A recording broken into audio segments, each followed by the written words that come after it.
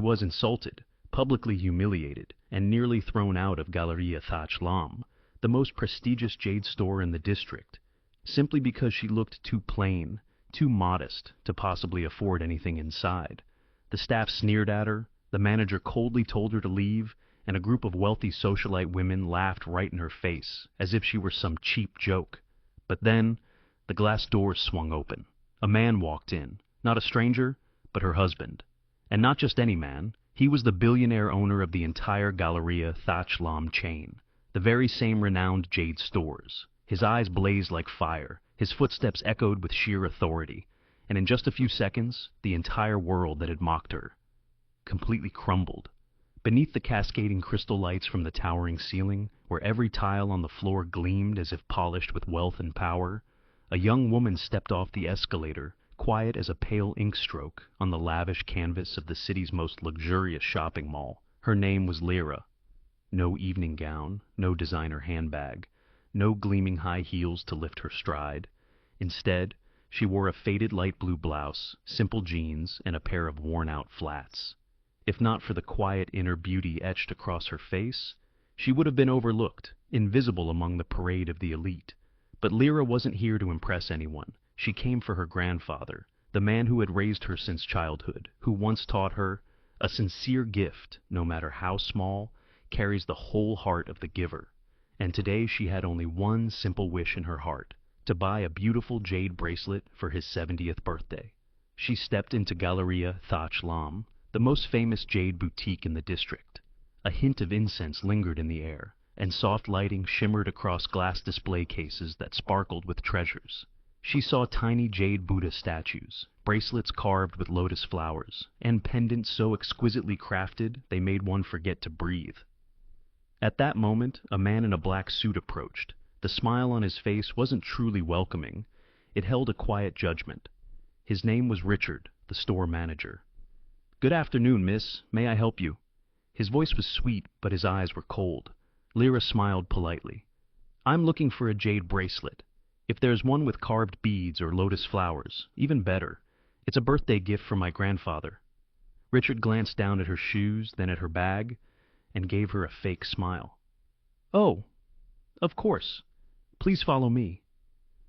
He led Lyra down a glass corridor where light danced on the jade pieces like a ballet of elegance and price tags. They stopped in front of a large display case in the center of the room. Richard pulled out a thick keyring and gave it a little shake, as if it were a ritual of asserting authority. "This central area," he explained, "is reserved for our highest-end pieces, premium-grade jade, just arrived from century-old workshops in the Far East. Each bead is a story, a line of history wrapped in light." He opened the case with a slightly dramatic motion and brought out 3 translucent jade bracelets that shimmered like autumn water. "These are our top selections," Richard said, laying each one on pale pink velvet. "They're only around $120 or $180,000 each." Lyra froze. A painful pause tightened in her chest. She whispered, as if to herself, 120,000? She had known this store was expensive, but that number far exceeded anything she'd imagined. Noticing her expression, Richard feigned sympathy. "I understand. Perhaps you're looking for something more accessible?" Without waiting for her reply, he swiftly returned the outrageously priced bracelets to the case, the motion abrupt, like slamming a door in her face. Then he led her to a dimmer corner of the store. There, the golden lights no longer struck the glass directly. Inside the case were simpler bracelets, the jade less clear, some with faint cloudiness like sand trapped in time. Richard opened the case and pointed. "This line is lower grade, the material not quite as refined, priced around 70 to 80,000, but I could offer it to you for 60. Still far too high for Lyra. She had saved every penny for 2 years, just enough for tuition and daily necessities. She clenched her bag strap. I'm sorry, but do you have anything under 15,000? Richard paused. For a moment, his smile faded completely, as if she had just insulted him. "Under 15,000? He repeated, his voice no longer courteous. "Are you, serious?" Lyra gave a slight nod. "I don't need anything extravagant, just something meaningful." He raised an eyebrow, then tilted his chin disdainfully. "If you insist, then over there." That section has a few pieces, more aligned with your budget. The place he pointed to was a small shadowed corner, where a few rough-cut jade bracelets sat on simple stands, nowhere near as eye-catching as what she had seen before. Lyra stepped over silently. She didn't care about the scornful eyes behind her. Her gaze fell on a bracelet carved with a lotus flower. The carving imperfect, but reminiscent of the one her grandfather used to wear in his youth. She knelt in front of the dimly lit display case, her fingers gently touching the lotus-carved jade bracelet. It wasn't flawless. The surface had uneven spots, and the color wasn't as clear as the others. But something in the lotus motif brought her peace.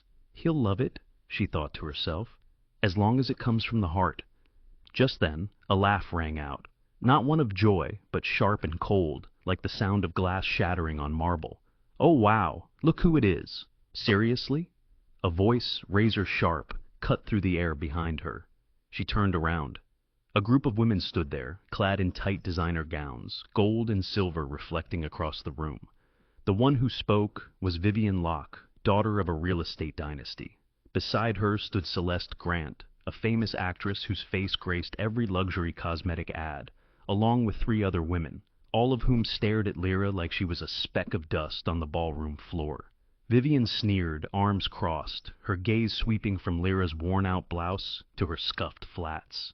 "Did you get lost or something? Or is the thrift store across the street closed today?" A burst of shrill laughter erupted from the group of women behind her.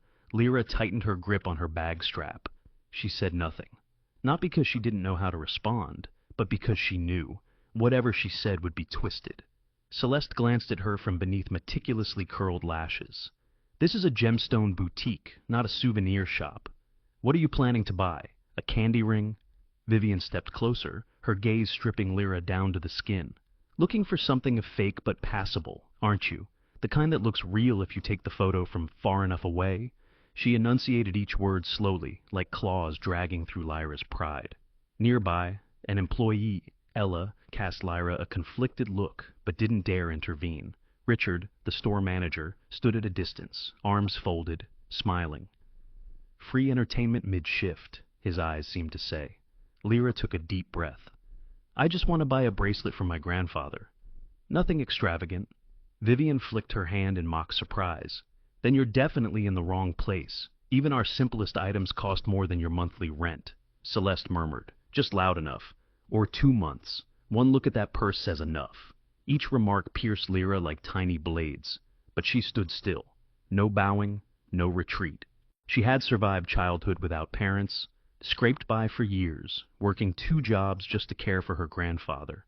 She didn't need anyone to teach her the value of resilience. Lyra turned to the glass display, resting her fingers lightly on the cold surface. "This bracelet," she said calmly, even though her heart trembled.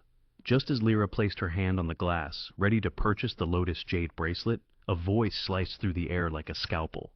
"What are you still doing here?" It was Richard, the manager, striding over, his voice stripped of all politeness. Lyra looked up. His face now revealed clear irritation, as though her very presence had soiled the refined space he had carefully curated.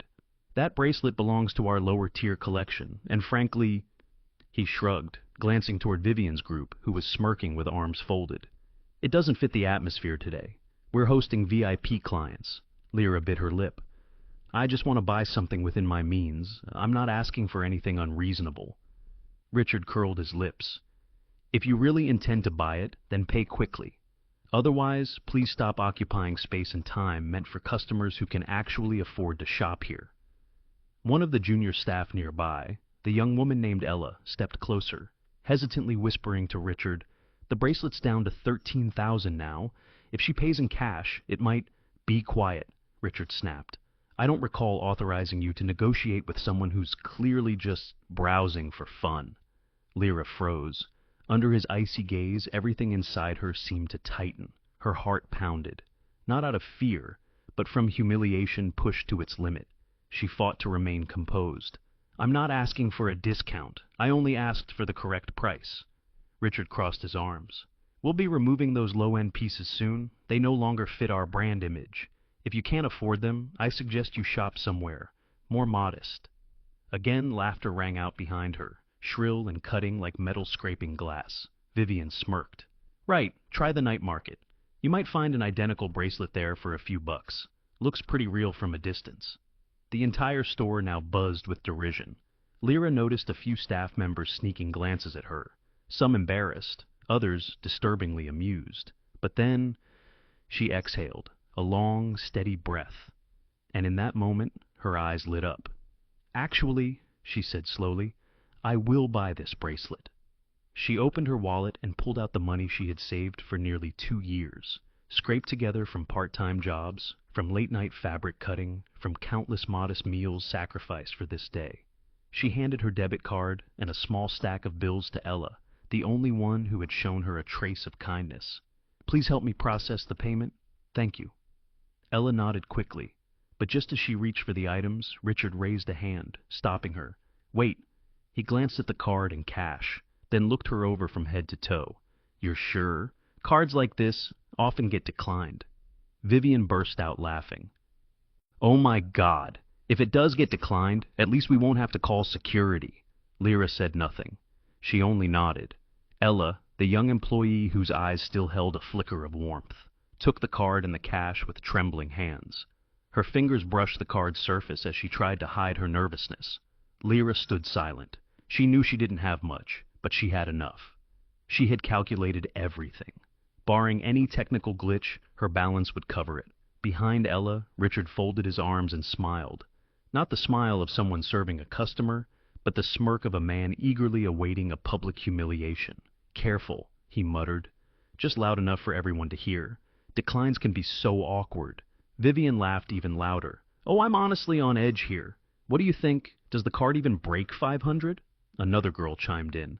If it gets declined, I'll chip in a few bucks so she can get a rubber bracelet instead. Laughter erupted again, cold, biting, metallic.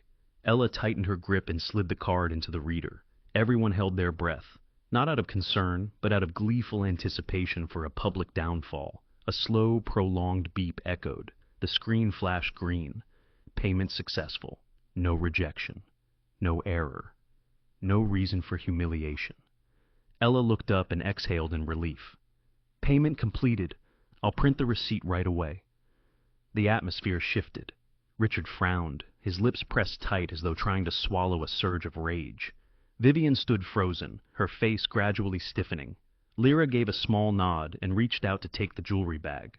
No smugness, no triumphant smile. She simply said one sentence, quiet but resolute. Thank you. I bought this gift for someone who deserves it, and I deserve to buy it. No one responded. The people who had been waiting for her to fail now could only glance at each other. The silence felt like a slap in return. Lyra turned to leave, gripping the bag tightly. But just as her hand touched the glass door of the store, a sudden cold wind swept in from outside. Someone had just walked in.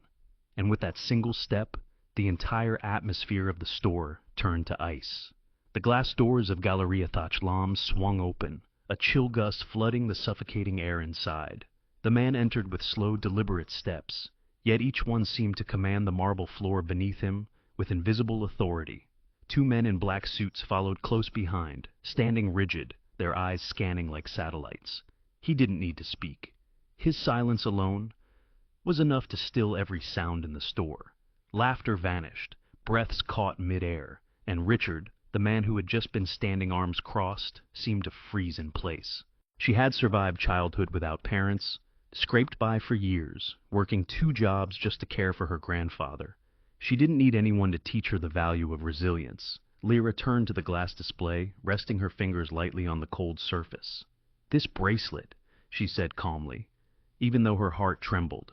Just as Lyra placed her hand on the glass, ready to purchase the Lotus Jade bracelet, a voice sliced through the air like a scalpel.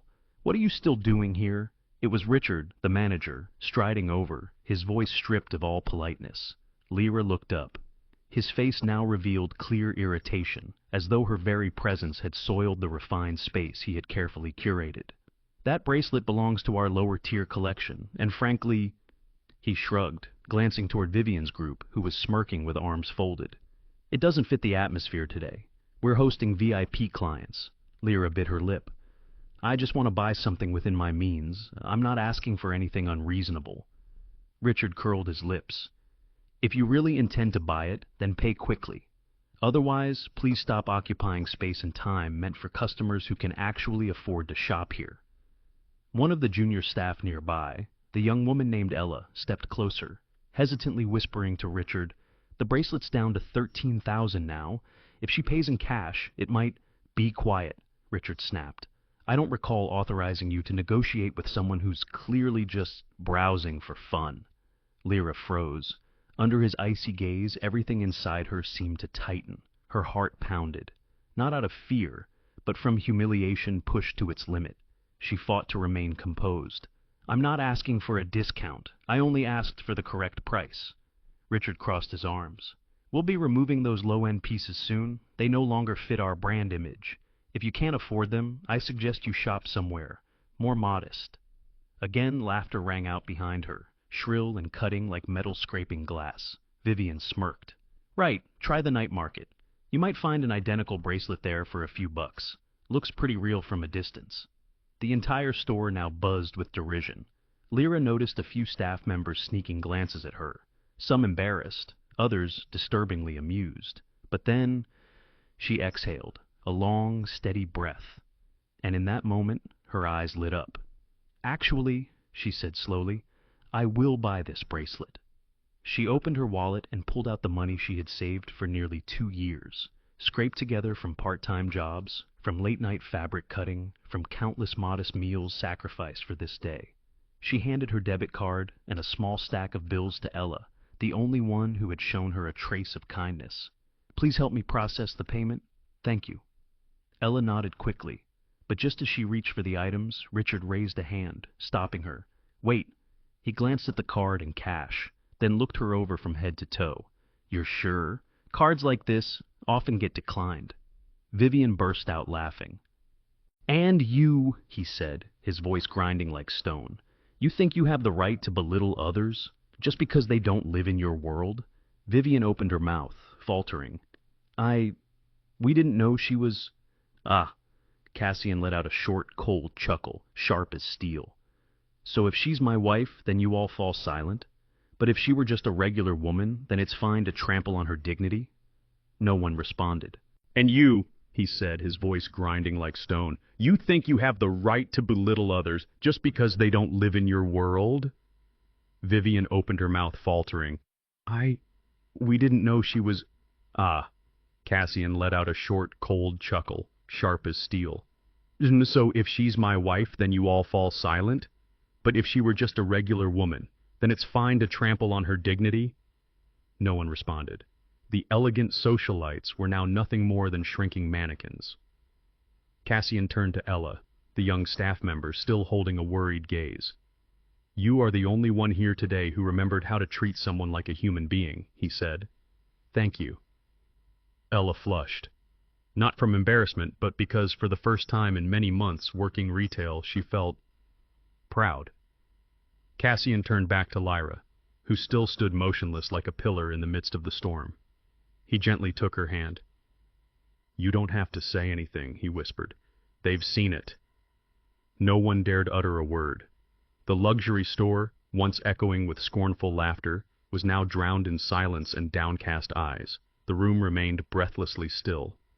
Cassian stood tall in the center of the grand hall, still holding Lyra's hand, as if declaring something greater than a defense. He was resetting the order itself. He looked directly at the highest-ranking manager who had just arrived with the assistants.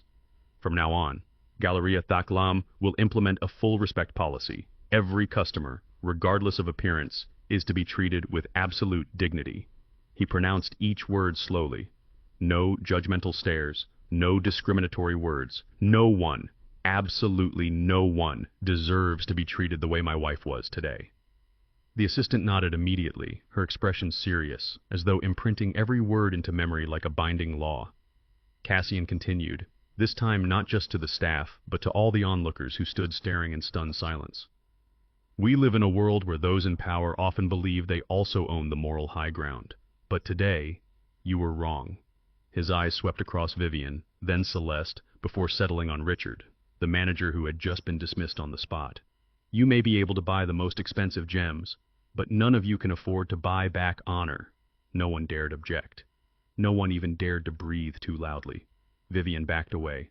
She tried to maintain a shred of dignity, but her body refused to comply. She turned quickly, dragging along her group of heavily made-up friends, faces pale as though they'd just escaped a storm. Ella, the sales assistant who had been scolded earlier for trying to help Lyra, suddenly felt her throat tighten. For the first time, she realized kindness hadn't been trampled. She bowed deeply to Lyra. "I'm sorry for not stepping in sooner," she whispered. Lyra gave her a gentle nod, her eyes soft. "No one is to blame, except those who choose silence when they should speak up." Cassian turned to Lyra, his expression softening. "Let's go." She took his hand, and in that luxurious space that had once tried to reject her, they walked away, not as wealthy victors, but as people who had never surrendered their dignity. As the large glass doors opened, and the golden afternoon sunlight spilled in, every employee, from janitor to mid-level manager, turned to watch Lyra's steps. They no longer saw a plainly dressed girl in a light blue shirt. They saw a woman who had made an entire system bow before silent resilience. Outside Galleria Thaklam, the sunset cast golden hues across each cobblestone. The city bustled on, hurried footsteps, urgent calls. But amidst it all, Lyra and Cassian stood still. The evening breeze played with strands of her hair, brushing gently against the hem of her blue shirt, the same shirt that had once been deemed inappropriate for such an opulent space. Now, it looked stunning, not because of its fabric, but because the woman wearing it had stood firm beneath the weight of scorn. Cassian turned to her, his face transformed, no longer cold, no longer commanding, only a man full of remorse and love. "I'm sorry," he said hoarsely, as if speaking past a storm inside. "Sorry I wasn't there earlier, so you wouldn't have had to face that alone." Lyra looked at him. In her eyes there was no resentment, only a warm light, like a lantern glowing gently in the dark. "I don't blame you," she said. "If you'd come sooner, I might not have learned something so important." Cassian furrowed his brow. "What lesson?" Lyra smiled, a soft smile like morning mist. "That dignity isn't something given to you. It's something you hold on to, even when others try to tear it away." Cassian tightened his grip on her hand as though pouring into it all the words he couldn't say. "You did just that, and you did it beautifully." Lyra looked down at the paper bag in her hand, the one carrying the jade bracelet, a simple gift for the grandfather who had taught her kindness and patience. "He'll understand," she said softly. "And I think I understand him better now, too." Cassian nodded. "And I understand you more than ever before." They stood there, without crystal chandeliers, without glass displays. Just the golden glow of twilight on their shoulders, and in their hearts, a quiet pride known only to those who have once bowed under judgment. But Rose. Mr. Gray's little house sat quietly on the edge of town, where maple trees turned golden every autumn. No chandeliers, no polished glass cabinets, only the scent of aged wood and the slow ticking of a grandfather clock in the living room. Lyra stepped inside, the bracelet bag held gently in both hands. Mr. Gray was seated in his armchair by the window, the sunlight glowing on his snowy white hair and cloudy eyes, still holding the light of someone who understood the world through experience, not hearsay. He turned his head. "Lyra?" She smiled, sitting in front of him like she used to as a little girl listening to his stories. "I brought you a gift," she said. Her voice trembled, not from fear, but from silent gratitude. Mr. Gray looked at the small, neatly wrapped box. "What is it, my dear?" Lyra opened the lid. The lotus jade bracelet glowed softly in the fading light, not as sparkling as some expensive gems, but full of meaning, a story chosen with heart. He gazed at it for a long moment, then looked up, eyes glistening. "You spent all your savings on this, didn't you?" Lyra nodded gently. "How did they treat you when they saw you weren't dressed extravagantly?" he asked, not needing details, just a glance from her was enough. "I stood still," she said. "I didn't bow, I didn't lash out. I just picked the gift, the way you taught me, with sincerity." A brief silence. Then Mr. Gray smiled. A deep, proud smile. "You've given me the most precious gift," he said softly. "Not the bracelet, but the courage to hold on to your dignity in front of those who've forgotten what kindness looks like." Behind them, Cassian leaned silently against the doorway, watching the two of them, one old, one young, as if witnessing the passing of a legacy of strength. No applause, no praise, only the afternoon sun touching the little gift as if to affirm, in a world full of noise and spectacle, sometimes silent dignity is the loudest voice of all. If this story moved you, don't forget to leave a like or a comment and share it with someone who might need a little hope in kindness and justice. And be sure to subscribe to the channel so you don't miss the next stories, not just to listen, but to feel, and to believe that in this world, dignity always has a voice.